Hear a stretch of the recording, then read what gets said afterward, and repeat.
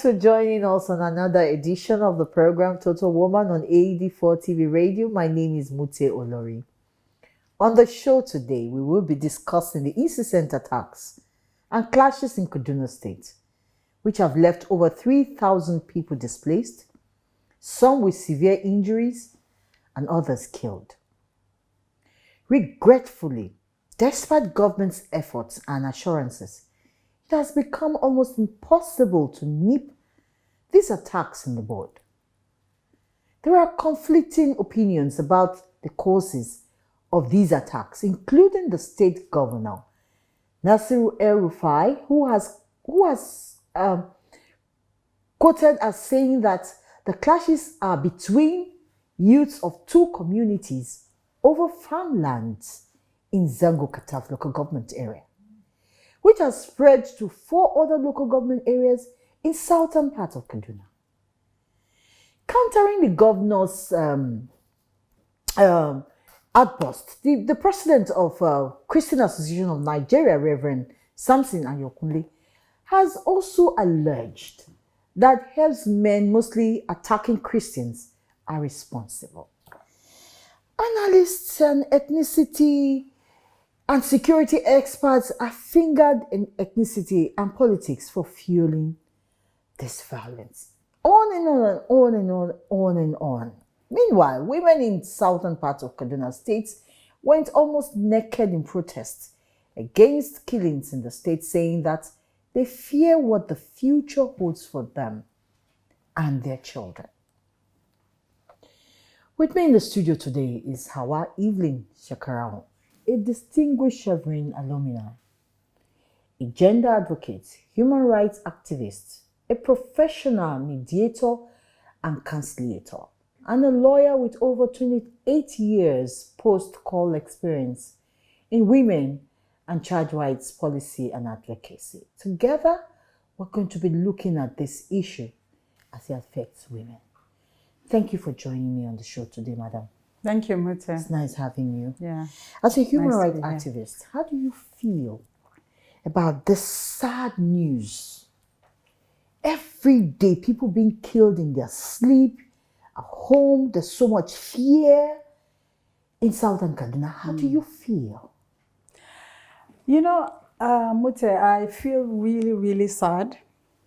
Very, very sad for that matter. Not just because this killings and this crisis is affecting southern Kaduna alone, because I'm from southern Kaduna, but I feel sad that in the last 2-3 years, consistently there has been, attacks at indigenous people within the entire southern Kaduna. One village or the other has one story or the other to tell, with a tale of dead bodies that they have had to bury. Most have had to bury in mass graves and what have you. So I'm really sad. I'm wondering how we have lost our humanity to the point that we are killing women, children, elderly people, people who under rules of engagement in a war situation, they are not to be, supposed to be protected. they are to be protected and not to be attacked and what have you. But in these attacks that are consistently going on in southern Kaduna, they have no rules of engagement. It is anybody, they just see women, children, and burn down, houses. In some cases, after chasing out the natives from their homes, they occupy these communities, and so I'm really, really very sad that in this day and age, all this is going on. Government is living in denial and rather trying to bring some spurious narratives to say that it is a community clash, it is inter-ethnic, inter-religious clash, or that it is reprisals. Now, I'm not conceding that that is the situation. But even if it is, should government be making that kind of statements instead of ensuring that they bring the culprits to book? Let the government come out and tell us the number of people they have arrested and brought to book. In fact, most of them, I'm wondering. Let me tell you, Mute, most of the people that have been arrested are actually the victims of this clash, of these attacks. They are usually natives. I challenge the government to come out and show the people that have been arrested from both sides of the divide. You know, because clearly the narrative being given out there by government, both at the state and at the national, at the federal government level, is that it is reprisal attacks. The Southern Kaduna people are not friendly people. They are not welcoming. They are the ones that are instigating and causing all this crisis. Let's assume it's all of this. Why do you think that the security agency or the security units, both states, local or federal level, have not been able to curb They this are crisis? also complicit in the matter. In the last 2 or 3 days, if you have been following the news, the military commander in charge of I don't know what they call him. They had the security. Had a meeting with the governor. Coming out from that meeting, the military commander came out to say that it is inter-ethnic reprisal clashes. And he went on to say that the military is not able to do well because they have limited manpower. There were not enough personnel to deal with this challenge. Now, El-Rufai, in one of his recent statements, did mention that they had been able to get the federal government to cite a military base in Kafanchan. Yeah. They were able to even provide like an accommodation, a kind of estate or accommodation for the military. I want to assure you that indeed, as you enter Kafanchan, you will see some roadblocks here and there where you have the military people. But right under their running nostrils, these attackers come in the night to attack the communities, the natives in their communities. You can also imagine that in Zangon Katav local government and Kajuru, El-Rufai had placed a 24-hour curfew, 247. Yet, within the pendency of that 24-hour curfew, attackers came to attack these communities right in their sleep. So what kind of security do we have? People walking out in the night. If there is a 24-hour curfew, who are the people walking out in the night and coming to attack these native communities who are in their communities? It's much more than meets the eye. Yeah, of course it is. It is. It's much more than meet the eyes. And I tell you, government must rise up and deal with this issue headlong. It will not help anyone to continue to. In fact, at some point, we begin to wonder whether El-Rufai is the spokesman of the attackers. Because we hear more of him accusing the Southern Kaduna people rather than finding a lasting solution to this problem. I mean, we are in a democratic era. You cannot use military tactics. The reality is that many people have said it, that in this kind of situation that is going on in Southern Kaduna, not just Southern Kaduna, other parts of the North Central, Middle Belt, the way and manner to deal with this is not just by military might. There's need for a lot of intelligence. There's also need for peace building, genuine peace building, and not peace building that is whitewash. But you know, this issue of Zango Kataf have been on for years.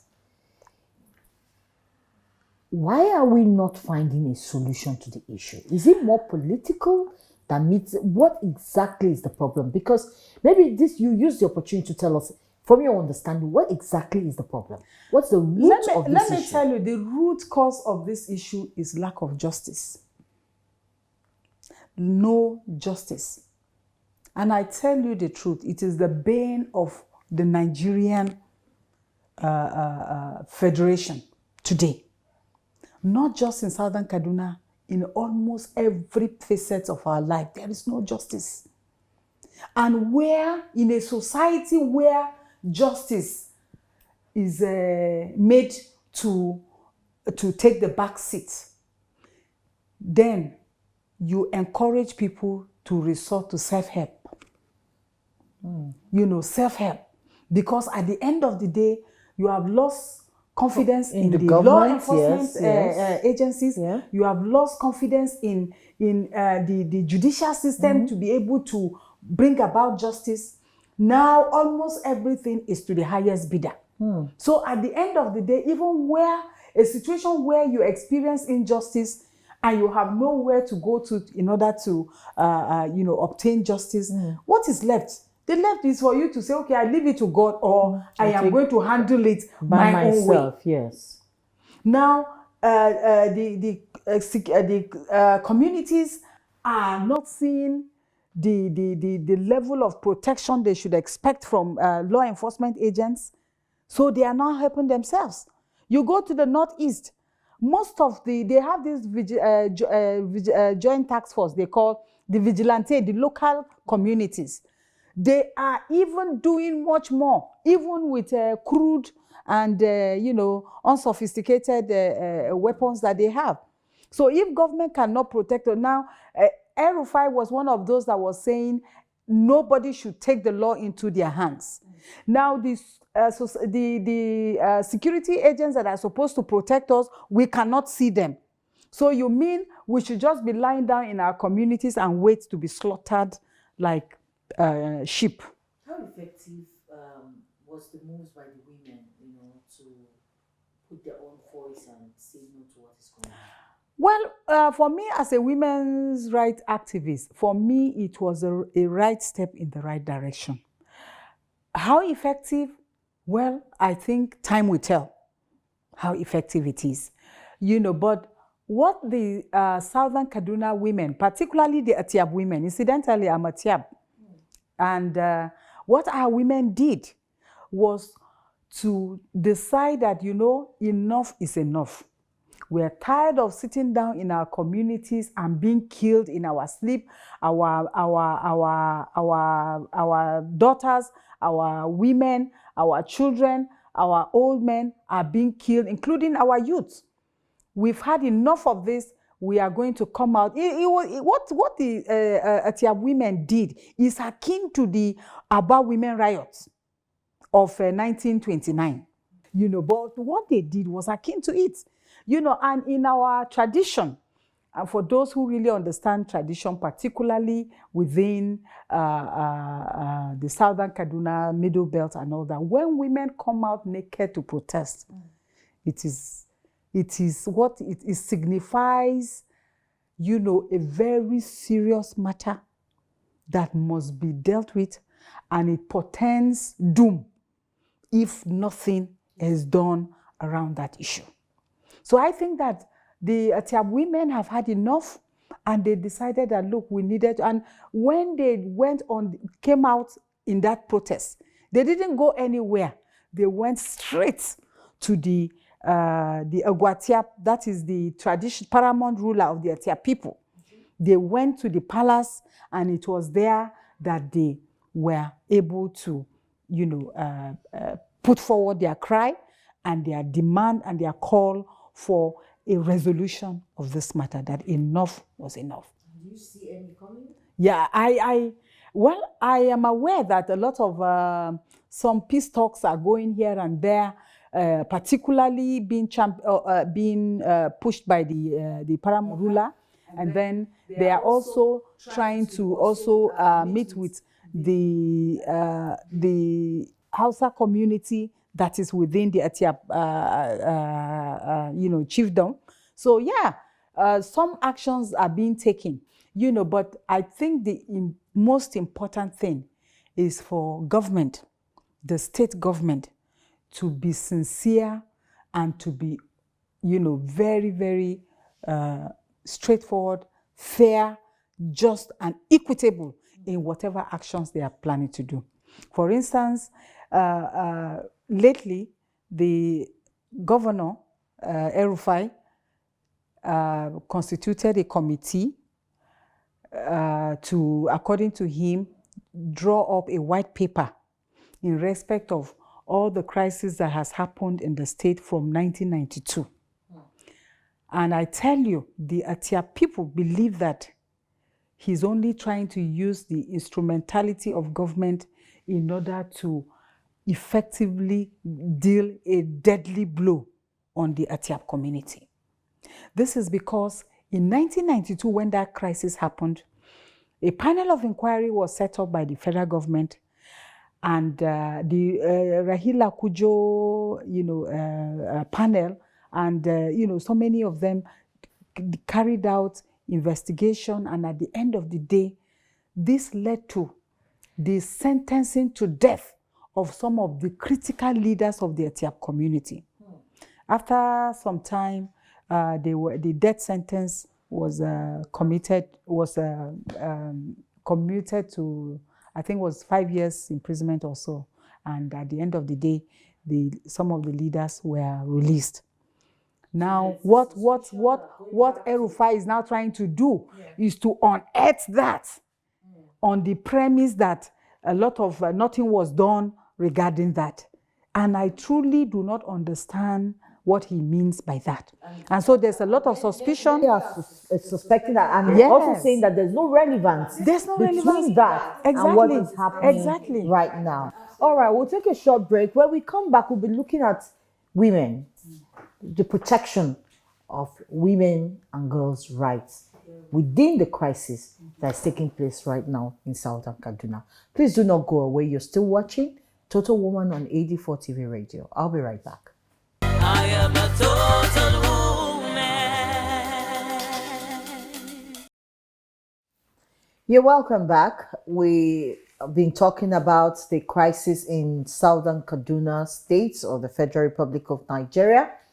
And my guest has been no other person than an advocate, someone who's been really involved in advocacy for women and child's rights, and also a native of southern Kaduna. And Hawa Evelyn Shekarau has been airing her mind and her thoughts about what is actually happening in southern Kaduna.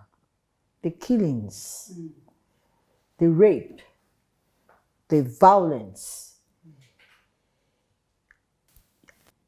Do you think women adequately, because I realize that they are the ones that are mostly affected. Either they are losing their children, their husbands, or some of them are being raped themselves, being victims of the crisis. What has been done to ensure that women are protected in cases like this? I can assure you that the Southern Kaduna women, especially those who are victims of these attacks, have not received any support or any help anywhere. Most of the IDPs that have come up as a result of women and children running away from their communities because of the attacks and all that, are actually being taken care of by their host communities or private individuals and what have you. The last I tried to speak to someone who is very right on ground there, said they haven't seen any sign of NEMA coming to their rescue in terms of providing them with support and what have you. At least we also have the humanitarian ministry. The ministry, nobody has even visited them, not to talk of, sending any palliatives to support them, at this critical time. Now, like you rightly said, women and children are the ones most affected. 2 days ago, I read a story that was shared by one of my friends, who is a journalist and from southern Kaduna himself, where he went to one of the IDP camps and met a woman. In fact, I shared that story on my timeline on Facebook. Here was a woman. She said she was sleeping in her home with her 3 children, wondering she had not seen her husband. Was together with some of the youths trying to kind of like local vigilante within the community. While they were sleeping, they had gunshots, and she stood up. She had 2 children. The third child is about 2 years, and then she woke them up, and they all gathered in her room and were terrified. But instead of the gunshots to, kind of abate, they increased with intensity. And she felt that if they stayed there, they may not make it. So she grabbed her 2 children with both her hands, and then the third child, who is a 2-year-old, she backed, and then they ran out of that village and began to run into the bush. As they were running. At some point, she realized that she couldn't see. She had lost the 2 children. She didn't know what to do, but because the gunshots were continuing, she continued to run. Then she got to a place where she met a river. And she needed to cross, because without crossing, she didn't know what is coming behind her. So she jumped into that river and was trying to cross. It was when the water got to her neck that she knew how deep the river was. While she was struggling, to cross. By the time she crossed, she realized that her baby was not in her back. The moving river had taken away her child. What would she do? She stood there and was crying. She checked, couldn't see any trace of her baby. But she continued to run. In fact, realized that even the clothing she had, she was practically almost naked. So by the time she eventually got to the next village, she knocked on a door and narrated her story. The people took her in, gave her clothing, and the next day they were able to take her to the IDP camp. It was there, when she got there, after a day or so, she was reunited with her 2 children. But the baby that she had at her back, till today, they have not even seen the dead body of that baby. So that is it's very, very tragic story, but it is one that shows how women are the ones that are always at the receiving end whenever crisis like this, strikes in the community. They are left with the children to fend for their children. They are left with, the responsibility of being caregivers, where some of them are where their family members are wounded and are in the hospital and what have you. So at the end of the day, women are the ones at the receiving end. And let me tell you, Mita, there's one other thing that I find completely unacceptable. And that is the fact that when the peace a process is put in motion, Yes. you will not find the women at the peace table. They will not. They do not bring the women, there. Because that patriarchal, mentality yes. that believes that men are the ones that should be on the table negotiating peace and what have you. Only yesterday, I saw a story, the video that was shot by, disseminated by The Guardian in the UK. The story of a young lady in I think Yobe or Adamawa State, I'm not sure which state, but her name is Aisha. She comes from a family of hunters. And because of the attack of Boko Haram in her community, and the hunters decided to come together under the civilian vigilante or joint task force or whatever they call them, to be able to arise and watch over their community. That Aisha is so legendary that they gave her a title in the community because of this. So many, so many prowess, or I would say so many battles that she's been able to fight to protect her community. And when I saw that story, I just immediately shared it on my timeline on Facebook. And I said, who says that women are not part of the solution when it comes to peace building in any community? We need to give women the appropriate place whenever peace negotiations are taking place, because they're the ones that are affected. And if it affects me, I should be part of the solution. They are the ones that are being instructed to make sure that peace, they maintain peace at home, Yes. within their children. And then when it comes to issue of resolutions like this, they're exempted. I mean, it's not the first time. I remember the case of the committee for COVID-19, when it was set up, the same thing. No women. Women were exempted, and they expect women to be the ones that will fend for their family at the end of the day. I think that mentality, we need to change that mentality. The reality is that women constitute about half of the population.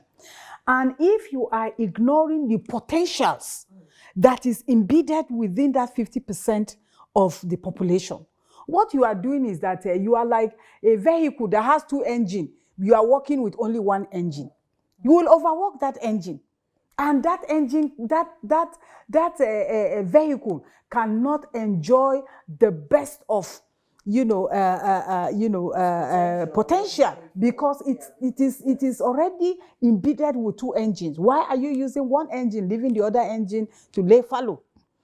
So automatically women, we need to, the government at all levels, both at state government, at federal government level, at local government level, need to make sure that women are brought are engaged whenever there are issues that affect the community, because we are part of the community. Thank you so much for spending this time with us. Before I let you go, what's your idea? What would you suggest should be a compensation plan, or for those who have lost, their lands, their properties, and those who have also lost their breadwinners? Well, you see, it goes back to this issue of justice. In law, we say justice must not only be done, but must be seen to be done. It's not enough for you to say, well, I did it according to the way I see justice. It's not about you. It's about what does the society, how do they see it? Can they see that justice has actually been done? So in looking at and addressing some of these issues, it must be done in a justiciable and equitable manner.